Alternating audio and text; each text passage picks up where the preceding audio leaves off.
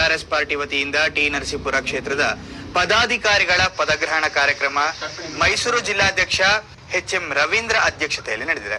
ಇನ್ನು ನೂತನ ಪದಾಧಿಕಾರಿಗಳಿಗೆ ನೇಮಕಾತಿ ಪತ್ರ ವಿತರಣೆ ಮಾಡಿ ಮಾತನಾಡಿದ ಅವರು, ಆಯ್ಕೆಯಾಗಿರುವ ನೂತನ ಪದಾಧಿಕಾರಿಗಳು ತಾಲೂಕಿನಾದ್ಯಂತ ಕೆಆರ್ಎಸ್ ಪಾರ್ಟಿಯನ್ನ ಹೆಚ್ಚಿನ ರೀತಿಯಲ್ಲಿ ಸಂಘಟಿಸುವಲ್ಲಿ ಕಾರ್ಯಪ್ರವೃತ್ತರಾಗಬೇಕು ಎಂದು ಕರೆ ನೀಡಿದ್ದಾರೆ. ಇನ್ನು ಈ ಸಂದರ್ಭದಲ್ಲಿ ಪ್ರಧಾನ ಕಾರ್ಯದರ್ಶಿ ಹರೀಶ್, ಜಿಲ್ಲಾ ಕಾರ್ಯದರ್ಶಿಗಳಾದ ಮಾಸಾ ಪ್ರವೀಣ್, ಎಚ್.ಎನ್. ಮಂಜುನಾಥ್ ಸೇರಿದಂತೆ ಇನ್ನಿತರರು ಉಪಸ್ಥಿತರಿದ್ದರು.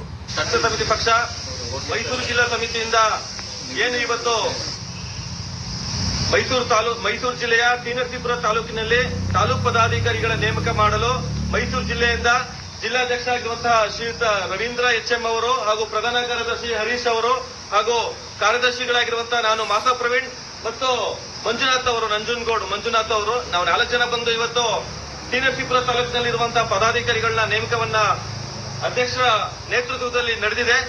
ಅವರು ಒಳ್ಳೆಯದಾಗಲಿ. ಹಾಗೆ ಕಾರ್ಯದರ್ಶಿಗಳು ಶಿವನಂದು